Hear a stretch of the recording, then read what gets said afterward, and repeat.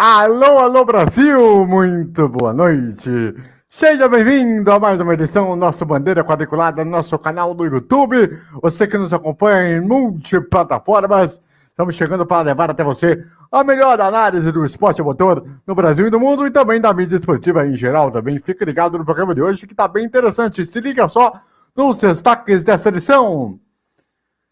A MotoGP que teve a primeira etapa nesse final de semana e sem Marc Marques, que não viajou. E poderemos ter uma disputa do campeonato bem mais equilibrada, assim como foi a reta final do ano passado. Também vamos falar no programa sobre a Fórmula 2, que teve das 3 primeiras corridas, aí não, daqui a pouco nós vamos explicar por que dessas 3 primeiras corridas dentro do calendário, em cada corrida, e que nós tivemos no Bahrein. Lembrando que a Fórmula 3 só vai estrear só no mês que vem. E então a gente vai falar bastante, principalmente dos brasileiros, o Drogovic, o Guilherme Samaia e também o Petekoff, que fizeram parte aí da prova desse final de semana. E vamos falar também aqui do PQ das mídias, só falar um pouco dessa história de bastidor e também as opiniões de cada um sobre essa questão da transmissão da Bandeirantes. Esse grande prêmio do Bandeirantes, né? É que a Band, né? É que agora tem algumas televisões que colocaram Bandeirantes, né? A que ponto chegamos? Vamos botar o nome completo. E, claro, vamos falar bastante do grande prêmio do Bahrein, da Fórmula 1, com detalhes da corrida e também um pega épico entre Lewis Hamilton e Verstappen, além da questão da Grande Alpine, também vamos falar também da Aston Martin e muito mais para você no programa de hoje. Então já lembro para você se inscrever no canal, ativar o sininho para receber as notificações e deixar aquele likezinho maroto para que a gente possa ampliar a divulgação para os amigos de todo o território nacional que nos acompanha aqui no Bandeira Quadriculada, tá certo? Estou aqui com essas feirinhas sensacionais, esse programa maravilhoso. Temos aqui o Eduardo Couto, quer dizer, para cá. Aqui.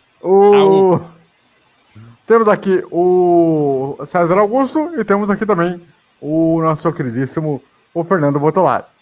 Vamos lá então, o meu caro Eduardo Couto, o seu destaque inicial. Muito boa noite. O meu destaque inicial é para você perdido. Você ainda não se achou com esquerda e direita ainda, tá meio difícil aí. É um bom destaque. É biruta de aeroporto, tá perdido. Inclusive, não sei quem tá mais perdido, se é você ou o Mazepin, porque eu não sei o que ele foi fazer na pista, porque ele também não achou esquerda e direita, rodou o fim de semana inteiro. Alguém precisa explicar para ele o que é uma reta, o que é uma curva, o que deve fazer, quais são os pedais, assim. Uma autoescola talvez seja recomendada para ele. Realmente o Mazepin é um caso para ser estudado, viu? É o baú da casa própria, rodando de maneira maravilhosamente na quarta curva. Ai, ai. Meu caro Fernando Botolazzo, seu destaque inicial, por favor, muito boa noite. Muito boa noite, meus amiguinhos, Edu, André, César, você aí de casa. Meu destaque fica também para o Nikita Mazepin, que a partir da corrida de ontem do Bahrein, tomou o posto de peão da casa própria do Sebastian Vettel. Exatamente, é uma beleza aquilo ali. Triste para 1 ser patrocinadora da Haas com esse piloto ridículo que é esse Mazepin, pelo amor de Deus. César Augusto, seu destaque inicial, por favor. Muito boa noite. Eu não sei quem acha mais senso de direção que o Mazepin. Ou ele tomando vodka, ou ele indo para algum lugar de entretenimento adulto. Boa. Uma boa questão. Antes da gente falar do primeiro assunto, traz pra cá aqui, garotinho. É o seguinte, eu tenho que passar um recado para vocês aí que nos acompanha em todo o território nacional. Você aí do outro lado da tela e você precisa consertar ou comprar uma lavadora, não esquente a cabeça. Liga para o Hospital das Lavadoras. Aqui é a sua lavadora vai receber os cuidados necessários para ficar boa novamente. E se você não tem uma ainda, aqui você encontra muitas opções de máquinas de lavar, com marcas como Brastemp, Electrolux, Consul e Panasonic. Se interessou? Então liga lá. Fale com o Alexandre pelo telefone DDD 11, o código de operador é 15 98 135 2825. Repetindo, DDD 15 9835 2825. Hospital das Lavadoras, cuidando da saúde de sua lavadora. Muito bem. Vamos então agora aqui para falar do primeiro assunto, que é a primeira etapa da MotoGP no Catar, e que não tivemos a presença do Marc Marques, né? Para você que não se lembra, ele que sofreu aquele acidente no ano passado, voltou aí teve processo de recuperação, passou por cirurgia, tá aí um bom tempo fora, e se esperava que ele fosse estar na prova de ontem, né? Até o box chegou a ser colocado lá com o nome dele, mas no fim das contas ele acabou que não aparecendo para esse final de semana. Ô César, uma coisa que me chama muita atenção, eu queria que você falasse um pouco disso aí, é a questão de nós temos um equilíbrio de equipes e tudo mais e tal, talvez até essa ausência do Marques, ela pode ser até positiva para a MotoGP, porque em comparação com a Fórmula 1, tá tendo pouca divulgação, não tem muita repercussão, então talvez com um campeonato mais equilibrado, talvez possa aumentar um pouco da questão mais famosas aí, né, de noticiário maior sobre a categoria, não? Sim, e para você ter uma ideia, ontem a vitória do Maverick Viñales no GP de Losail, lá no Catar, foi destaque na página de esporte a motor da BBC Sport, o que não acontecia há quase 7 anos. Então, e também tem outra. Quando o Mark se machucou no ano passado e ele forçou a voltar e piorou a lesão no ombro, ficou claro que o campeonato ganhou um novo brilho, porque tivemos Suzuki, KTM, Yamaha e Honda disputando os ponteiros. E tem um detalhe, nessa temporada teremos Suzuki e KTM brigando por vitórias, e a questão agora é a Aprilia, que não melhora de jeito nenhum.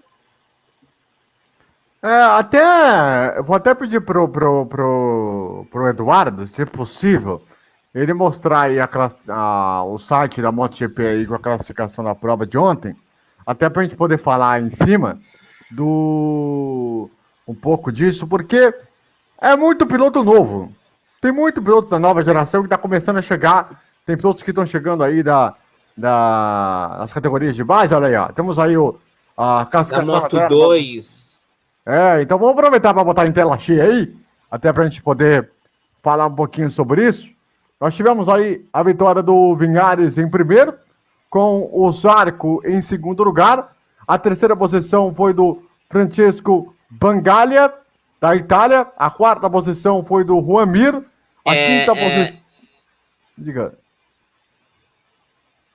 Não é Bangaia, é Banaia. O G e o N no italiano tem som de NH. Ok. A quinta posição foi do Fábio Quartararo. Nós tivemos a sexta posição do Alex Rins. A sétima posição foi do Alex Espargaró. A oitava posição foi também do irmão do Paul Espargaró. Nona posição para o Jack Miller. A 10ª posição foi para o Bastianini. A 11ª posição foi do Stefan Brendel. O 12º lugar para o Valentino Rossi, um cara que poderia até pegar a possibilidade de brigar por título. O Miguel Oliveira na 13ª posição. O Brad Binder, a 14ª posição. O Roger Martini, na 15ª posição. A 16ª posição para o Luca Marini. A 17ª posição para o Leciona, também da Espanha, da KTM. A 18ª posição para o Franco Morbidelli. Tem mais gente aí, né? Ou não? Deixa eu até botar aqui um pouquinho mais para baixo, para a gente poder falar o restante da classificação. O Salvadori na 19ª posição. Na 20ª posição, o irmão do Marc Marques. Na 21ª posição, o Nakagami, o japonês. E na última posição, o Danilo Petrucci. Muito bem. Meu caro Fernando, para a gente poder falar um pouco dessa situação aí, dessa prova do campeonato, muitos pilotos novos, muita gente boa que está começando aí, de fato, a aparecer, ainda mais pela ausência do Marc Marques. Pode dar um brilho interessante para o campeonato? Eu ouso dizer, é como se for, numa comparação, é como se a Fórmula 1 não tivesse o Lewis Hamilton correndo. Por um exemplo, o Grande Prêmio do Sakir do ano passado. É assim que a MotoGP está vivendo esse início de temporada. Sem vamos dizer assim, o principal piloto do grid, os pilotos assim que não têm os holofotes, eles vão participar e eles vão dar tudo de si. Foi o exemplo mesmo. O Juan Mir, que foi, se não me falha a memória, o campeão do ano passado, ele começou devagar esse campeonato e vai vir mais gente, né? O Vinhales, que ficou no quase ano passado, conseguiu a vitória, pode vir bem na disputa do título. O Zarco também. Então, vai ficar mais ou menos entre esses 3 pilotos, salvo se caso o Marc Marques voltar. Essa questão do Marc Marques, né, o Eduardo, é o grande ponto de interrogação, né? Quando será que ele volta, né? Se é que ele vai ter condições de voltar em alto nível. Pois é, e o nível dele é muito alto, né? É muito difícil você se manter alto nível. O Marc Marques tem se mantido por bastante tempo. E o grande nível do Marc Marques é uma coisa que a gente viu muito ele fazendo, principalmente no auge da carreira, 2014, 2015, né? Ele fazia isso antes, depois continuou fazendo, mas nessa época eu acho que foi o auge dele fazendo, que era, na liderança, ele conseguia ir irritando o piloto logo atrás dele, independente de quem fosse, e o cara tentava passar, não conseguia, tentava, não conseguia, e o cara ia ficando irritado porque o Marc Marques conseguia, joga a moto pra lá, joga a moto pra cá, faz isso, faz aquilo, e quem tava atrás não achava espaço, ele ia ficando irritado até que ele caía sozinho, sabe? Ele ia atacar o Marc Marques e na entrada pro ataque, ele acabava caindo. Então, eu acho que esse é o alto nível do Marc Marques, que talvez seja difícil dele voltar. É muito mais difícil você irritar alguém quando você está precisando muito mais se poupar e evitar uma nova lesão, e que você não pode ficar dando desdobre na moto para ela parecer para a moto parecer um carro, e para ficar difícil de quem tá atrás de você te ultrapassar. Então, acho que esse é o alto nível do Marc Marques, que talvez acabe se perdendo. Muito Ele bem. fazia muito isso, Eduardo, em 2013, no primeiro título. Sim. Quando ele pegou o Jorge Lorenzo e o Dani Pedrosa. Ele fazia isso muito bem naquele ano. Muito bem. Só uma notícia aqui de informação agora. Nós tivemos há instantes atrás a etapa da NASCAR, agora há pouco, em Bristol, e a vitória do Joey Logano com o Stenhouse Jr. em segundo, Denny Hamlin em terceiro e o Soares na 4ª posição. Na corrida que foi disputada na terra, que era para ter acontecido ontem, mas só pôde ser realizada hoje, agora há pouco. Terminou aí há cerca de 5 minutos aí, a vitória aí do Joey Logano, espetacular. Esse garoto aí que já tá aí há uns 3, 4 anos brigando por vitórias, por títulos, impressionante a maneira como ele consegue ser consistente na etapa que foi utilizada no circuito oval de Bristol na terra. Uma ideia interessante, diferente, eu diria. Eu quero saber como que vai limpar o circuito. Eu quero saber como que vai limpar o circuito depois dessa, na terra, para pôr asfalto nesse circuito. Então, só uma colocação. Diga. Só uma colocação. Você foi carinhoso com o Logano falando que ele é menino, né? O Logano acho que já passou dos 33, 34 anos já, não? Por aí, tá com né? 35 e já ganhou o título de 2018 da NASCAR, da Cup Series. Tá com 35, cabloco, rapaz. A cara é de garoto, tem uma mas outra a coisa. valentia é de jogar um cara fora da pista. E tem um outro detalhe dessa história toda na NASCAR, que é mais uma prova adiada para Deus sabe quando, né? Pô, e isso tudo por causa da chuva. Ah, beleza. Bom, é o seguinte. Só Vamos porque falar vai em- ter uma laminha na terra. Então, vamos aproveitar aqui para falar da Fórmula 2, que nós tivemos aí nosso boletim dos Hooks. É a categoria de acesso que tinha a possibilidade de passar a segunda corrida na Bandeirantes, aberta, mas não aconteceu para o grandíssimo nosso agro. Beleza, hein? Maravilha, hein, Brasil? Pô, é o agro que O que sustenta você tem essa merda. contra. O Hã? que você tem contra o agronegócio brasileiro, hein? Não, nada contra, é só questão, né? Vocês prometeram uma coisa e O descumpriram outra. agronegócio brasileiro sustenta a nossa economia. Não fale mal das vaquinhas e das lavouras de soja. Não, a questão não é essa. A soja tá para bater metade do nosso PIB aí, cara. Metade de tudo que produz é soja. Mas, Depois enfim, o pessoal reclama que não gosta de leite de soja, carne de soja. Suquinho de acabou com a minha soja, tô associação todo. do agronegócio, tá ligado? Mas enfim, prometeram uma coisa e não cumpriram. E nós tivemos aí um Drogovic que teve a chance de estar no pódio 2 vezes, na corrida número 1 e na corrida número 3, e para variar nas duas ele jogou fora. Acabou sendo em 11º lugar e a outra na 8ª colocação. Então foi o melhor brasileiro entre os que tiveram nessas 3 corridas. O Guilherme Samaia teve uma em 17º e as outras duas na 11ª posição. E o Pitekoff, que chegou a estar em 13º na primeira corrida e 12º na segunda, acabou abandonando na terceira corrida. O que dá para falar desses brasileirinhos marotos que estão começando a sua estadia na Fórmula 2? Começando com você aí, Olha, eu vou ser bem honesto. Dá para segurar a ejaculação precoce e correr direito, pelo menos? Que eu vou falar uma coisa. Os caras querem enfiar correr. Mas o Bittencourt tá numa equipe muito fraquinha, né, ABC? César? Eu sei. Mas eu acho que é o seguinte, você tá numa equipe fraquinha, a gente viu isso na Indy Lights. Quando você fazia uma barbeiragem com o carro, você que pagava a conta, certo? Era assim Sim. com o Matheus Leist. Você tá na Fórmula 2. Aí você quer mostrar serviço.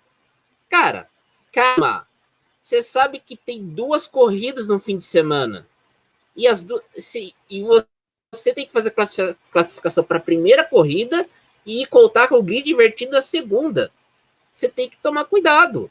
Tá com ejaculação precoce essa coisa. Aí não dá certo, meu filho. Aliás, eu até vou perguntar pro Fernando o seguinte: o que tá botando pro Drogovic, hein, pra ele poder fazer algo de decente? Porque no lance com o Larson, ele vai pra curva totalmente afobado e acaba acertando o amiguinho. Em vez de jogar fora, ele quer jogar fora o amiguinho, ele bate no amiguinho. Não pode! Não pode, Brasil! Um cara que tá brigando pelo pódio não pode cometer um erro básico desse. Ó, só um detalhe importante, é bom lembrar. O Petekoff abandonou na terceira corrida por causa do calor, o extintor de incêndio do carro dele foi acionado automaticamente. Foi acionado, né? Disparou o extintor e ele ficou com a viseira tudo lambuzado do negócio do extintor. Mas vamos lá. O Drogovic, eu percebi nele um negócio, nas 3 corridas, ele tá utilizando o método que o Gil de Ferran ficou célebre em fazer isso. Eu considero o Gil de Ferran o rei das largadas em provas assim. Acho que disparado o melhor foi Gil de Ferran. Gil de Ferran queria resolver tudo em largada. E boa parte das vezes ele sempre se ferrava. O Drogovic tá parecendo ir para o mesmo caminho. Eu acho que ele concordo plenamente com o César. Ele tem que ser mais calmo, ele tem que ser cerebral nas corridas, porque, assim, quando ele venceu as corridas, ele foi cerebral, e isso quando a equipe também ajudou nos pitstops, o que não aconteceu de novo nessa primeira corrida pela Virtuose. Então ele tem que ter calma, paciência e não ser um Gil de Ferran. Aliás, esse foi um dos motivos pelo qual o Gil de Ferran não foi para a Fórmula 1, viu? Eles achavam que ele era afoito demais às largadas. Fórmula 3 era uma coisa e Fórmula 1 é completamente diferente. Sim, vai lembrar que o pessoal achava que o pessoal queria que o Verstappen fizesse isso para ter a piada pronta, né? Acabou que não rolou e faz largadas muito boas, mas é isso, cara. Não dá pra você largar igual afobado. Isso aqui não é aquele, né? Primeiro que isso aqui não é joguinho da NASCAR, que você faz qualquer merda naquele jogo e não destrói o carro. E 2, não é modo indestrutível de joguinho de Fórmula 1, entendeu? Você não pode fazer igual a Nissan. Se não me engano, foi a Nissan que levou lá para as 24 horas de Le Mans o pessoal que jogava corrida virtual, botou o pessoal para jogar. Os caras não completaram a prova não, tá? Tudo bem que foi o carro que deu problema, não foi nem culpa dos pilotos, Nissan coitados. Vergonha de 2015. Mas levou lá o pessoal do virtual para correr lá. Vergonha de 15 lá, com aquele carro horrível. Que na verdade, coitado dos caras, tá? Os caras até que não eram maravilhosos, mas tinham uma consistência. Eles iam levar o carro até o final, mesmo que chegassem em últimos. Mas o carro não ajudou, cara. Coitados. E agora a segunda corrida, se não me engano, vai ser aonde mesmo? Da Fórmula 2? Vai ser em Emília-Romagna. Na Emília-Romagna, né? Se não me engano, a Fórmula 3 vai entrar lá, né? Vai começar o seu campeonato vai entrar. E o Band Esportes vai ser o exibidor da Fórmula 3 e da Fórmula 2. Bom, já que estamos falando de mídia, nós tivemos aí a grande novidade do final de semana, talvez do mês, talvez do ano, provavelmente. Que foi a entrada da Fórmula 1 aí. A entrada da Fórmula 1 aí na Rede Bandeirantes de televisão e de comunicação. Bandeirantes, o canal do esporte. Exatamente, que o Sérgio Maurício agora ele chama de Band, o canal do esporte. É o slogan que ele tem falado agora. E aí alguns pontos chamaram a atenção, que até eu vou comentar primeiro com o Eduardo, e depois eu vou colocar para você tocar na roda para vocês aí também discutirem. Primeiro ponto, vamos começar pela maior polêmica de todas, a questão das afiliadas, meu caro Eduardo. Qual foi o grande problema? Você não pode começar. Por que você não começa leve? Vamos falar de coisa boa. Vamos falar que deu certo o projeto. A audiência correspondeu. Você começa logo com problema. Aí fala, não, porque aí pode. Depois o pessoal vai falar que a gente não quer que o projeto vá pra frente, pô.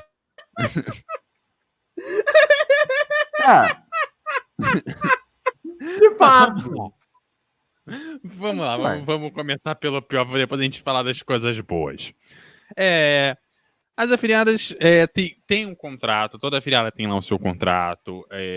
Tanto a Globo, por exemplo, tem lá os dela, então você não pode vender horário, não pode ter aluguel de horário. Então você tem que passar os jornais, a maioria com os nomes protocolares de RJTV, SPTV, STV. Alguns ainda tem uma ou outra variação para Jornal do Almoço, Jornal do sei que e tal, uma ou outra variação ali. Mas, no geral, tem tudo mais ou menos padronizado de nome, padronizado nos gráficos, padroniza tudo. A Record adotou esse modelo no meio dos anos 2000, boa parte da programação de segunda a sexta é padronizada, com os balanços geral, Cidade Alerta, bonitinho. A Band não tem tanta padronização, o jornal padronizado dela é o Band Cidade, mas mesmo assim, tem gente que exibe na hora do almoço, tem gente que exibe no fim de tarde e tal. E o grande problema é a faixa horária combinada, que é de sábado de 6 ao meio-dia e domingo de 6 da manhã às 10h30. Uma solução simples para o horário das afiliadas seria puxar ele para mais cedo. Depois do horário dos filmes da madrugada, entre 5h15 e 5h30, às vezes, quando o filme é muito grande, 5h45, a Band exibe mais info, por exemplo. Que nada mais é do que um bloco de jornalístico bem dos Michuruca. Que nada, nem apresentador tem. que poderia, por exemplo, ser ocupado por um bloco local, sabe? Que dá para ser usado, sabe? Para ocupar aquele horário e você já puxa para mais cedo, já ganha uns minutos. Já seria uma ajuda e você poderia já cumprir o horário local por inteiro. A Globo fazia muito isso, de dar uma puxadinha no filme, de diminuir ali um pouquinho a Santa Missa, e aí ocupava o horário. Quando a Fórmula 1 era mais cedo, então ela ia puxando, né, a programação para mais cedo e botava ali. É uma solução, mas não resolve o problema dos programas que alugam o horário e que alugaram o horário mais diverso. Tem desde sorteio de título de capitalização até a igreja e passando por programas de culinária, serviços e sabe lá Deus o quê. Entendeu? Então tem de tudo e cada afiliado tem o seu. O Eduardo narrando esse problema, o André tá tendo um ataque de riso, que eu fico muito emocionado, porque o André, ele perde a seriedade rapidinho, e ele já tá rindo agora, porque falar do horário infomercial é uma coisa maravilhosa. É uma beleza. O lado positivo, a informação boa que eu tenho para dar é que no domingo de manhã nenhum horário é alugada pela saudosa shop de várias coisas, né? Que vende uns coisas para emagrecer. Shoptime. Shoptime, Polishop, coisas do gênero. Você não quer chegar nas marcas. Pelo menos isso. O famoso 1406. O famoso 1406, exatamente. Estamos livres disso. Pelo menos nessa faixa. Eu tô falando sério, pô. Eu tô falando sério. Mas aí tem outro ponto, né, o Eduardo? Que é o seguinte. Mas tem outro ponto, né? Que é o seguinte. Tem esse fato das afiliadas que tem esse problema que é escasso, tanto que até o Fernando nos falava aqui em off que a Band que é a Band Campinas atual, vai tirar os bandmotores do domingo de manhã, vai passar para o sábado às 9h30 da manhã, né? Como forma de tentar compensar para poder garantir as corridas que serão às 9 horas da manhã, né? A maioria é às 10, na verdade, é das 9 às 8, que são das 9 são 2 corridas só, ou 3, e tem uma às 8, que é da Rússia. Até onde eu tô puxando da cabeça, tá? Me corrijam aí se eu tiver errado.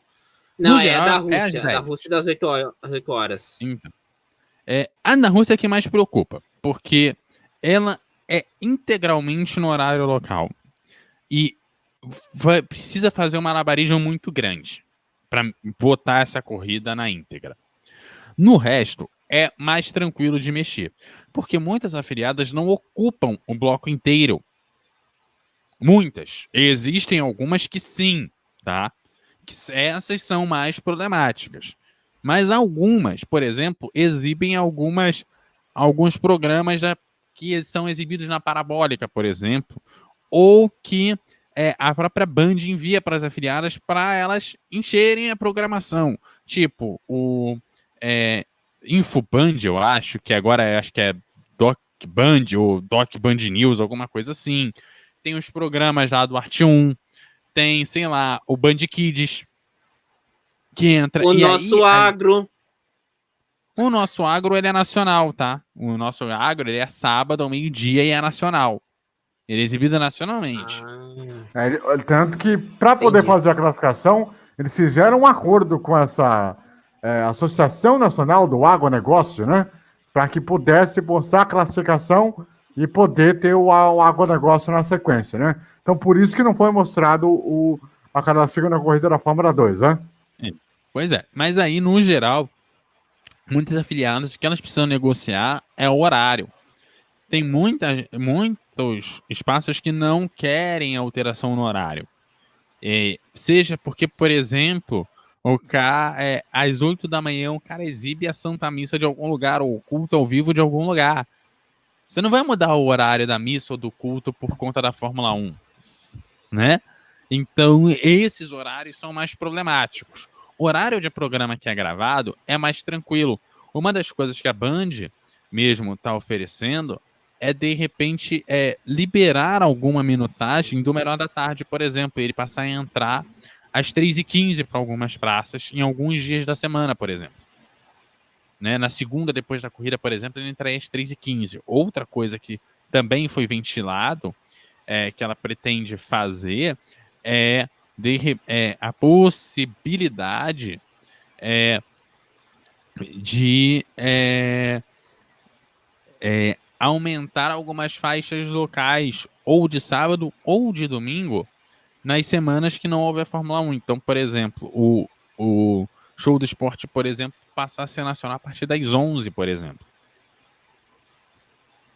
Nas semanas que não tem a Fórmula 1, por exemplo. São coisas que foram ventiladas e que é possível que sejam feitas. Eu duvido muito que a Band mexa nesse sentido em horário local. O horário das 3h15 do Melhor da Tarde já foi feito em época de Copa do Mundo, Olimpíada, não sei o que e tal, que precisou ocupar. Porque antigamente a Band tinha mais um horário que algumas afiliadas usavam, que era o horário das 10 da manhã. Esse horário, ele não existe mais, por conta dos programas matinais que a Band colocou já tem uns anos. Aí, como toda hora muda o programa lá, eu não sei qual é o nome atual, mas tinha um Band Kids. A faixa do Band Kids, das 10 da manhã antigamente, também algumas afiliadas usavam para programação local. Então, a Band ela precisa mexer muito bem nesses horários locais. E muita afiliada tem horário local, porque algumas afiliadas exibem ou o jogo aberto até o final, ou usam só meia hora ali a meia hora final do jogo aberto, mas exibem os donos da bola, o de São Paulo ou do Rio, né, que são os que a Band disponibiliza para a rede. Alguns não exibem o bloco local noturno e exibem integralmente o Brasil Urgente.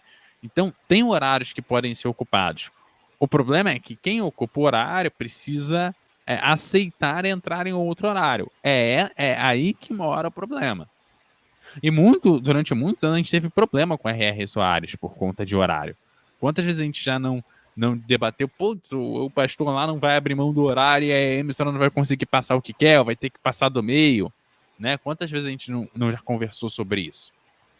Agora, o Fernando, o ponto que foi grande de reclamação no final de semana do Grande Prêmio do Bahrein foi as parabólicas. Você tem uma informação que importante para o público das parabólicas. Não é bem uma informação, foi algo que não é bem uma informação, vou replicar certinho.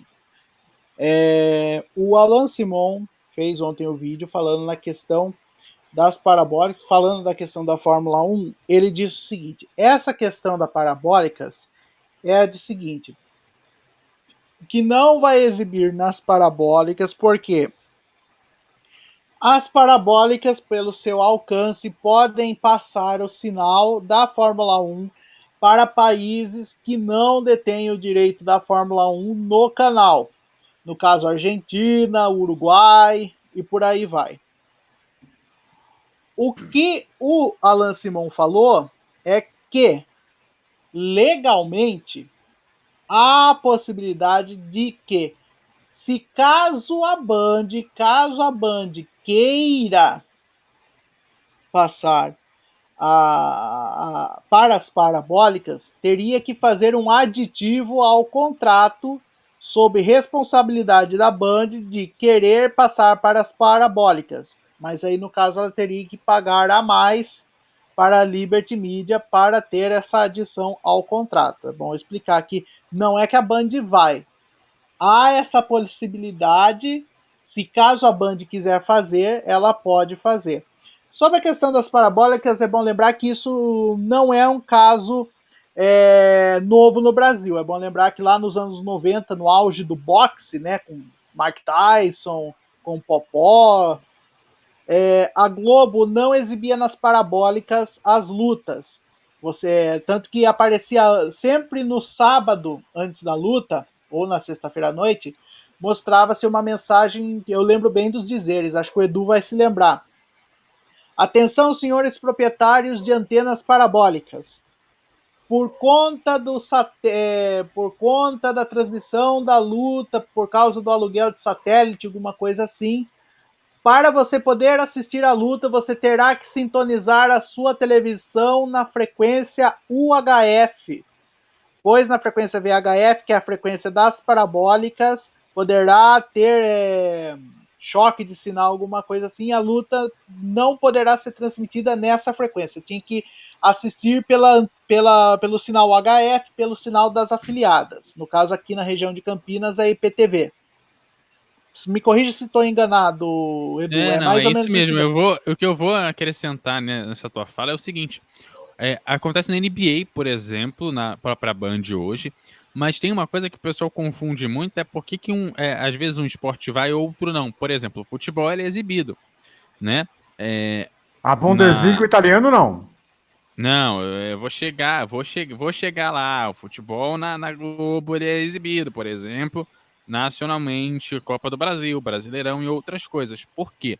Vocês podem olhar também outros sinais internacionais, como o do Campeonato Francês, que chega aqui no Brasil através do canal internacional, alguns jogos, tipo a Volta da França também chega para cá, né? Alguns jogos do Campeonato Espanhol já chegaram a vir para a gente também, por sinal de uma emissora internacional, a RFI não, a RAI, a RAI, TVE espanhola, TVE, né? TV Sank, que francesa. E não é só isso. No Brasil... Pode falar, Eduardo. Não, aí a Globo, por exemplo, no direito do futebol nacional, ela compra também para exibir essas partidas. Então passa na Globo Internacional. Então ela não tem problema de exibir na parabólica, porque o sinal já vai pela própria Globo para fora do país. Alguns jogos, não são todos, né? Mas ela basicamente ela tem lá o pacote de jogos que ela pode exibir para fora pela Globo Internacional, que já vem no contrato dela. Quando as emissoras compram, eu defendo que elas já deveriam trazer esse aditivo de contrato para a exibição em parabólica. Porque é muito comum a parabólica no Brasil. E toda vez tem esse tipo de reclamação. Algumas emissoras têm mais cuidado do que outras. Tem determinados esportes que não vão para as parabólicas pela questão de ter direitos exclusivos em países vizinhos. O boxe era muito comum ter direito exclusivo na Argentina, no Chile, né? E até no Equador, que o esporte tinha mais expressão, né? Aqui no Brasil, por exemplo, a gente nunca teve problema com o MMA, por exemplo, no caso do UFC. Porque não tinha contratos de exclusividade nos países vizinhos. Mas lá fora tinha muito problema com o Brasil, por exemplo. Na compra, por exemplo, de coisas exclusivas, por exemplo, de Olimpíada e Copa do Mundo, por exemplo, que é muito comum a compra dos direitos exclusivos. Então, lá fora, nos países vizinhos, tinha problema com parabólica, porque senão não pode chegar no Brasil. Então, não é um problema só nosso.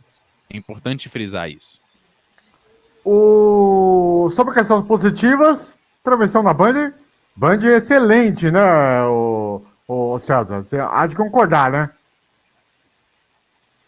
Excelente, não só na TV, mas também na rádio. Na Band News foi muito bom também a audiência também. Com o Odinei Edson, o Ico foi chamado para entrar no lugar da Juliane Serrazoli, porque a Juliane está fazendo função na UOL e na TV, e foi tudo bom. E eu vou dizer mais, na questão de direito de transmissão, o aplicativo de rádio de internet tipo TuneIn quebra essas barreiras contratuais que tem na parabólica, mas só por rádio. Eu vi na sexta-feira o jogo do Six Nations entre Escócia e França pelo TuneIn na BBC Rede 5 Live. Então, vamos dizer assim, você tem restrições, mas tem aquela questão, como contornar isso? Esse é um ponto que também cabe de especulação, né? Mas enfim. E você, Fernando, o que você achou? A transmissão foi muito boa. A transmissão foi muito boa. Muita interação antes, durante e pós a corrida, não só ontem, mas o fim de semana inteiro. A Band deu um carinho muito especial para a categoria. Muitos fãs dizendo que foi uma transmissão excelente e que esperam que continue assim, né? Eu também acho, sinceramente. Gostei muito. Sérgio Maurício narrando uma barbaridade. Um absurdo de narrador. Reginaldo, não preciso dizer, né? Um gênio. E o Felipe Japone fazendo muito bem a função na prova de ontem. O Max Wilson não precisou ser usado, né? Essa corrida do Bahrein. Mas foi muito bem, muito bem. E a equipe também do Band Esportes para a Fórmula 2, Celso Miranda e o Thiago Mendonça, e com o Ricardo Molina também, muito boa, excelente. Eu acho que só tem aí a melhorar. E a questão que mais chamou a atenção foi a cota de patrocínio, uma cota só até agora, que foi a Claro, que a Claro simplesmente aparecia em tudo, qualquer jeito. Em tamanho pequeno, em tamanho maior, enfim, então um negócio maluco. Vamos ver se vai ter mais cotas depois da audiência que nós tivemos hoje. E é até bom para esses caras que curtam de analisar direito de televisão, tendo uma coisa, a realidade das emissoras, cada um tem a sua. Não adianta querer cobrar que vai ser a Globo o tempo todo. Não adianta cobrar que vai ser do top pro padrão, cada um tem sua forma. Cada um tem o seu jeito de se comunicar com o seu público, ou para o seu público. Ainda mais uma TV aberta que tem suas particularidades. Então, obviamente, cada televisão tem sua particularidade. Querer cobrar um padrão, como se fosse um padrão Globo em todas as emissoras, não é assim que funciona. Até porque umas mais podem ter estrutura e outras pode ser que não tenham. Mas cada um tem o seu jeito de tocar o barco. Mas cá entre nós, venhamos e convenhamos, tirando a logo no cantinho da tela e o canal que a TV estava sintonizada, parecia que estava na Globo, não mudou nada. Assim, não que a Band não tenha feito mais coisa, não tenha feito... qualidade ficou intacta.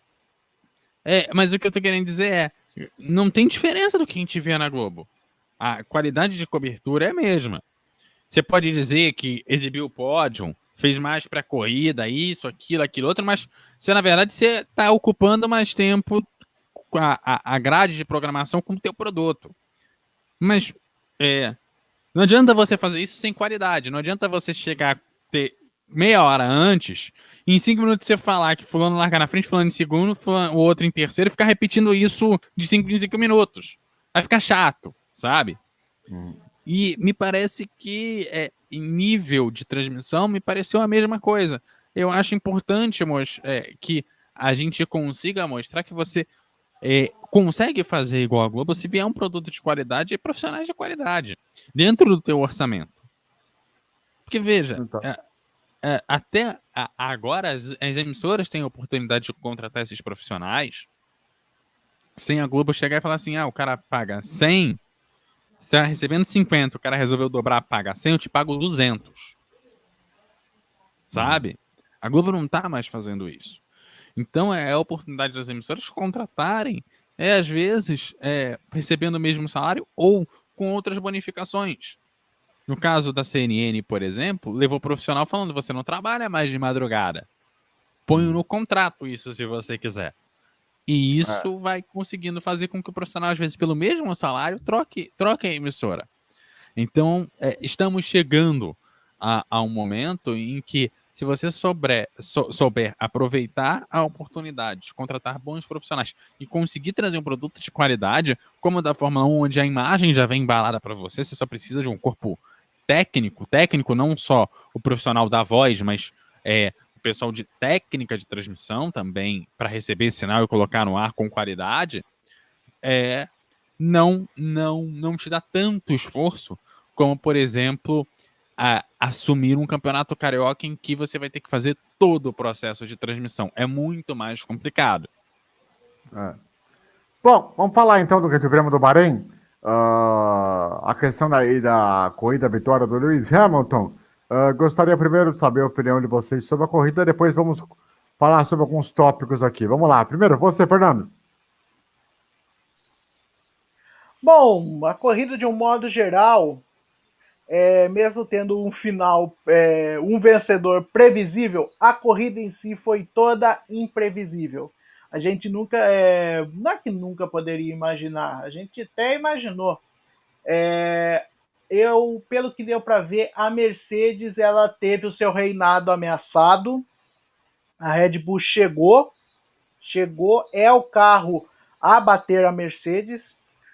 No mais, grandes disputas na metade do pelotão, né? E no final do pelotão, por incrível que pareça, as Williams saindo do fundo do grid e a Haas nas duas últimas posições, mostrando que esse campeonato, essa corrida mostrou que pode ser um campeonato que pode nos surpreender cada vez mais.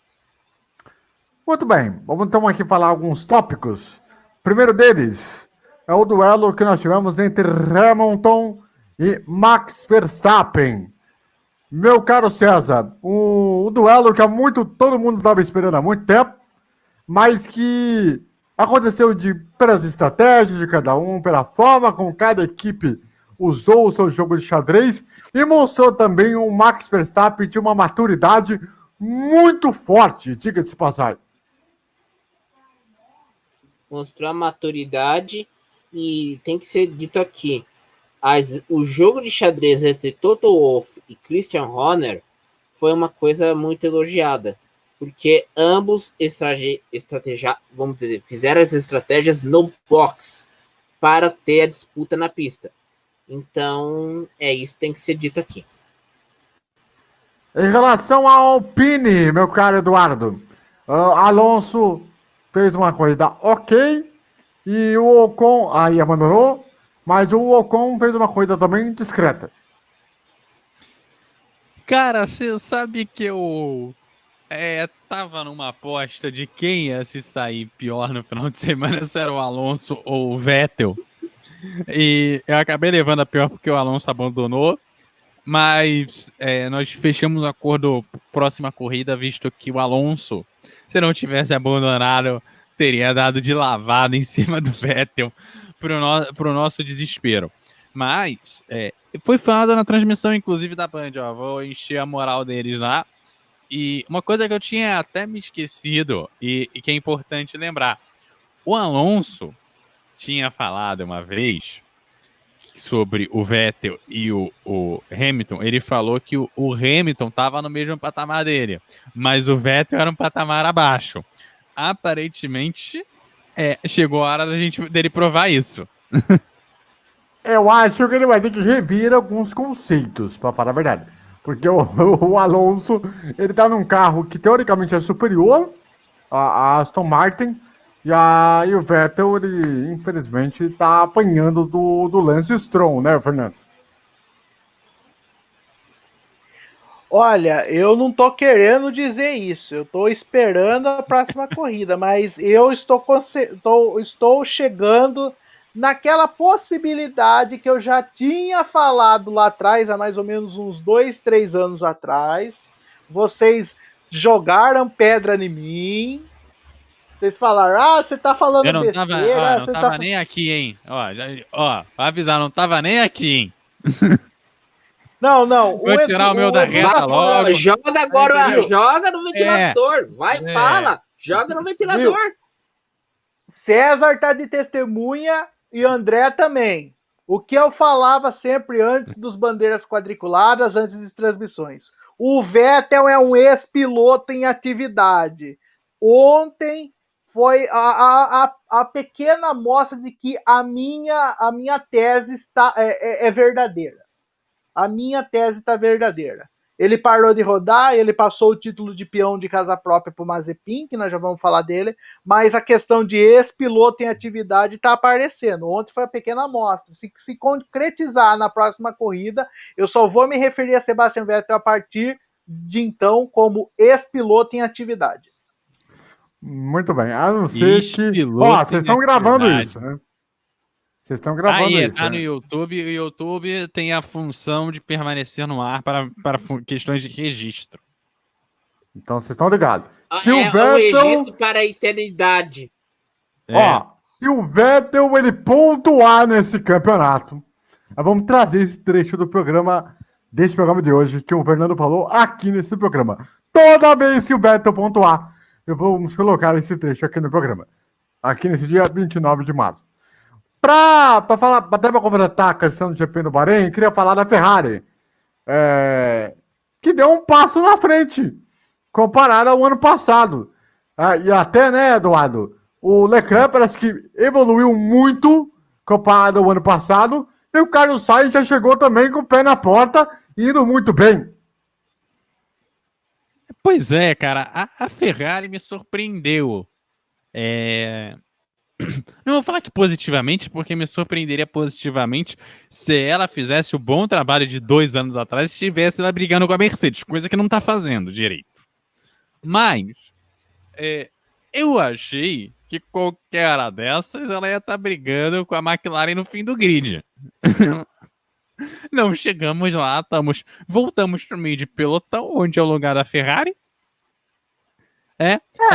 Ela passa 5 anos na ponta, nas cabeças, 20 no meio de pelotão. Então voltamos pro lugar de sempre. E aí a Ferrari vai ficar ali devagarinho, vai ficar fazendo aquele 1-2 ali. De repente, até o fim do ano, consegue um pódio, de repente até uma vitória. Principalmente porque parece que o pessoal resolveu, no final do que deveria ser o tudo estabelecido, que é o final do regulamento, que não deveria mudar nada, que deveria estar tudo estabelecido. A Mercedes dominou o regulamento inteiro. A última coisa que a gente esperaria no último ano do regulamento é ter ali, a gente tem 3, 4 equipes brigando para estar no pódio e conquistar, de repente, uma vitória se alguém vacilar. O Hamilton quase não ganhou. Ele tomou um pique. Tomou um pique ali, cara. Quando foi a última vez que você viu ele tomar um pique? Não foi com o Vettel, que o Vettel rodava antes de dar o pique. Acho que foi antes do Vettel dar a rodada em 2016. O grande esbalha. Essa que é a grande verdade. Aliás, o Hamilton só ganhou a prova por causa que a direção de prova o pressionou o Verstappen a devolver a posição por causa que ele fez a ultrapassagem pelas 4 rodas fora da pista naquela curva 4. Então, que dizem que teria sido eu acho que acho que eu vou fazer um protesto aqui. Abora essa história de limite de pista, cara. Vamos acabar com isso. Vamos acabar com o limite de pista, então. Então, o problema é que aquela curva 4 foi aonde o Grosjean, né, teve o acidente.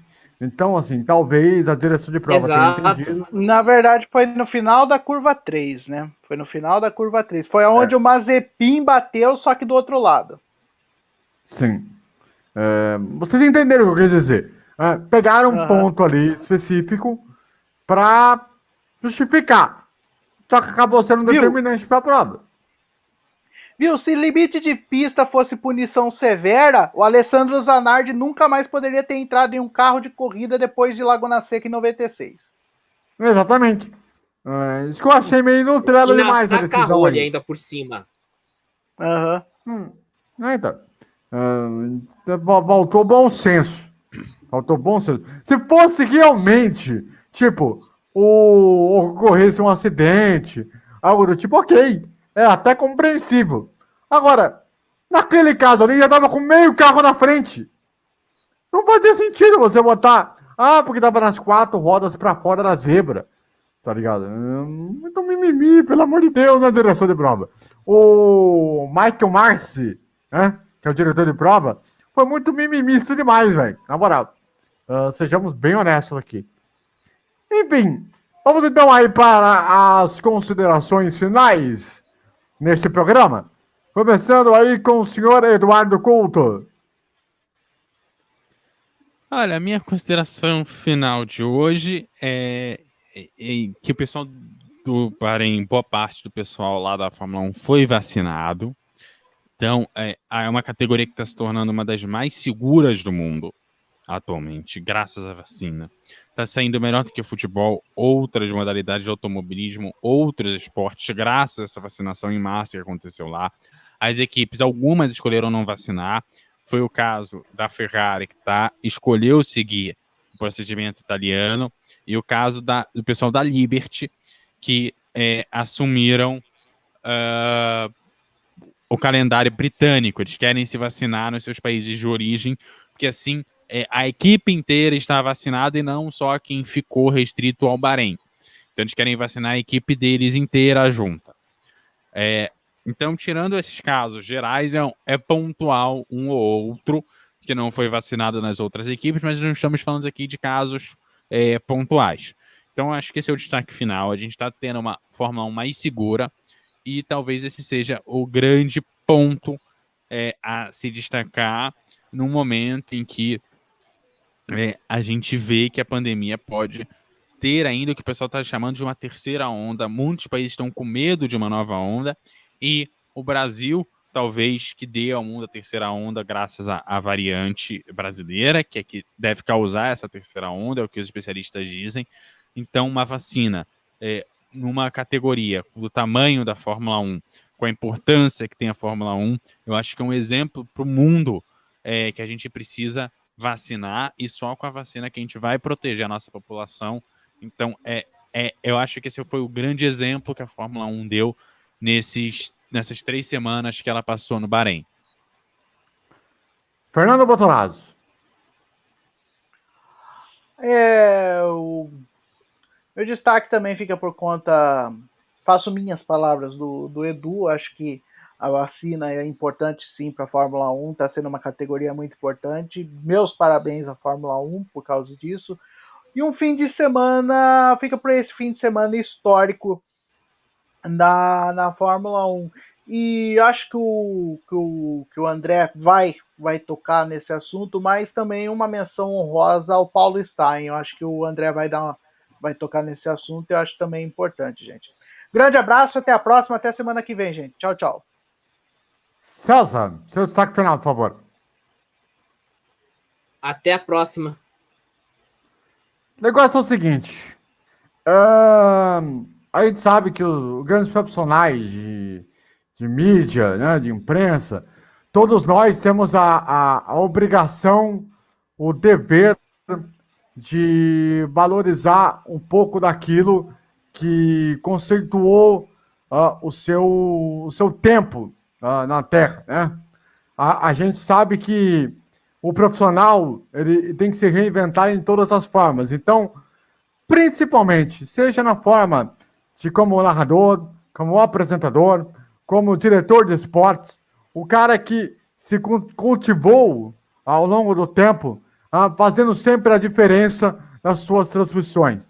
Não só no futebol, principalmente no carnaval, onde consagrou, principalmente nos anos 80, e depois narrou durante os anos 90, Olimpíadas, Copas do Mundo.